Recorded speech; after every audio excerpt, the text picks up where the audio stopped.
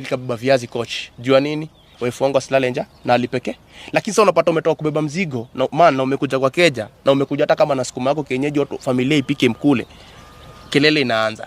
Utasikizanaje? Kama mtu anaweza kuwekea hadi nyimbo kwa YouTube, aingie kwa wifi kuwekea nyimbo hapo ama kuwekea video ya The Bahatis anakuonesha hati venye Bahati anamsurprise wife wake sijui gari, anamsurprise sijui wife wake sijui nini, anamsurprise nini. Unaelewa? So unapata vitu kama hizo anakuambia lakini ile hataki kuambia inda. Lakini anakuambia Bahati si mwanaume. Unaelewa? Juu mimi nilipokuwa na ganji muulize ni kitu gani kwa anakosa. Hakuna. Mbona umkompea na Bahati? Mbona nikompea na Bahati? Kama yeye. Si aende angangane. Mbona niekea hadi nyimbo? Na wewe ni mwanaume kama yeye. Muulize ni kazi gani amefanya mpaka sasa. Hakuna kazi amefanya. Mimi hadi nishemchukua nikiona sasa niko fresh. Nishemchukua nikampelekaje nikamshow. Huwezi kaa hivi.